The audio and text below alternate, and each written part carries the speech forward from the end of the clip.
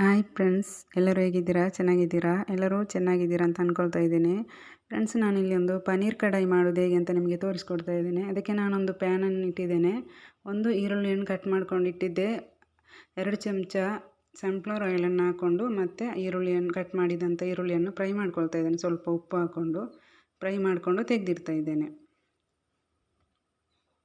ಮತ್ತು ಪನ್ನೀರ್ ನಾನು ಕಟ್ ಮಾಡಿಕೊಂಡು ತೊಳ್ಕೊಂಡು ಕ್ಲೀನ್ ಮಾಡಿ ಉಪ್ಪು, ಅರಶಿನ ಹುಡಿ, ಮೆಣಸು ಹುಡಿ ಈ 3 ಹುಡಿಯನ್ನು ಹಾಕ್ಕೊಂಡು ಮಿಕ್ಸ್ ಮಾಡಿ ಇಟ್ಟಿದ್ದೇನೆ 10 ನಿಮಿಷ. ಅದನ್ನೀಗ 2 ಚಮಚ ಎಣ್ಣೆ ಹಾಕ್ಕೊಂಡು ಫ್ರೈ ಮಾಡ್ಕೊಳ್ತಾ ಇದ್ದೇನೆ. ಇದನ್ನು ಸಹ ಫ್ರೈ ಮಾಡಿ ತೆಗೆದಿಡ್ತಾ ಇದ್ದೇನೆ.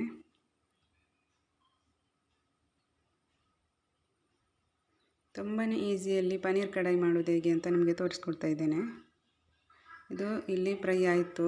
ಇದನ್ನು ಇನ್ನೂ ತೆಗೆದಿಡ್ತಾ ಇದ್ದೇನೆ. ಮತ್ತು ಇದೇ ಪಾತ್ರೆಯಲ್ಲಿ 2 ಚಮಚ ಎಣ್ಣೆ ಹಾಕ್ಕೊಂಡು ಸ್ವಲ್ಪ ಜೀರಿಗೆ, ಅದೇ ಥರ 1 ಚಮಚ ಕಸೂರಿ ಮೇಥಿ ಹಾಕ್ಕೊಂಡು 3 ಟೊಮೆಟೊ, 1 ಈರುಳ್ಳಿ, 1 ಹಸಿಮೆಣಸಿನ್ಕಾಯಿ ಅಷ್ಟನ್ನು ಸ್ವಲ್ಪ ಹೊತ್ತು ಫ್ರೈ ಮಾಡ್ಕೊಳ್ತಾ ಇದ್ದೇನೆ. ಇದಕ್ಕೆ ಸ್ವಲ್ಪ ಉಪ್ಪನ್ನು ಹಾಕ್ಕೊಳ್ತಾ ಇದ್ದೇನೆ. ಅದನ್ನು ಫ್ರೈ ಮಾಡಿ ಸ್ವಲ್ಪ ತಣ್ಣಗಾದ್ಮೇಲೆ ಮಿಕ್ಸಿ ಜಾರಲ್ಲಿ ನೈಸಾಗಿ ಪೇಸ್ಟ್ ಥರ ರುಬ್ಕೊಳ್ತಾ ಇದ್ದೇನೆ.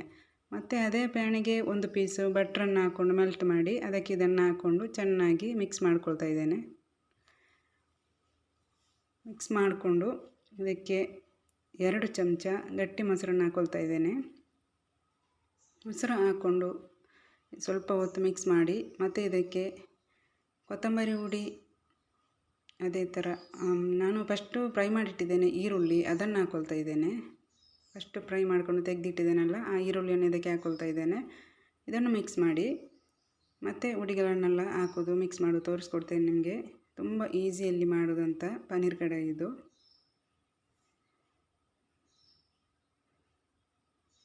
ಮೆಣಸಿನ ಹುಡಿ, ಕೊತ್ತಂಬರಿ ಹುಡಿ, ಗರಂ ಮಸಾಲ ಹುಡಿ, ಅದೇ ಥರ ಸ್ವಲ್ಪ 1/4 ಟೀ ಸ್ಪೂನಷ್ಟು ಮಟನ್ ಮಸಾಲ ಹುಡಿ ಇಷ್ಟನ್ನು ಹಾಕ್ಕೊಂಡು ಮಿಕ್ಸ್ ಮಾಡಿಕೊಂಡು ಸ್ವಲ್ಪ ಹೊತ್ತು ಕುದಿಲಿಕ್ಕೆ ಇಟ್ಟು ಮತ್ತು ಇದು ಕುದಿ ಬರುವಷ್ಟರಲ್ಲಿ ನಾವು ಫ್ರೈ ಮಾಡಿಟ್ಟಿದ್ದೇವಲ್ಲ ಪನ್ನೀರು, ಅದನ್ನು ಹಾಕ್ಕೊಂಡು ಚೆನ್ನಾಗಿ ಒಂದು 10 ನಿಮಿಷ ಕುದಿಸ್ತಾ ಇದ್ದೇನೆ. ನೀರು ಎಷ್ಟು ಬೇಕು ಅಷ್ಟು ನೋಡ್ಕೊಂಡು ಹಾಕಿ. ಇದು ನೀರು ಸ್ವಲ್ಪ ಗಟ್ಟಿ ಥರ ಆಗ್ತದೆ ಕುದಿ ಬಂದು ಮತ್ತೆ ಪನ್ನೀರನ್ನು ಹಾಕ್ಕೊಂಡು ಮಿಕ್ಸ್ ಮಾಡಿದರೆ ಆಯಿತು. ಯಾಕಂದರೆ ಫ್ರೈ ಮಾಡಿಟ್ಟಂಥ ಪನ್ನೀರ್ ಇದು.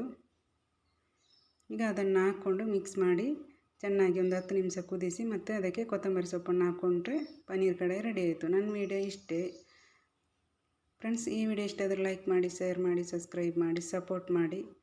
ಓಕೆ ಫ್ರೆಂಡ್ಸ್, ಇವತ್ತಿನ ವಿಡಿಯೋ ಇಷ್ಟೇ. ಇನ್ನೊಂದು ವಿಡಿಯೋ ಜೊತೆ ನಾಳೆ ಸಿಗೋಣ ಇನ್ಶಾ ಅಲ್ಲಾ. Bye friends.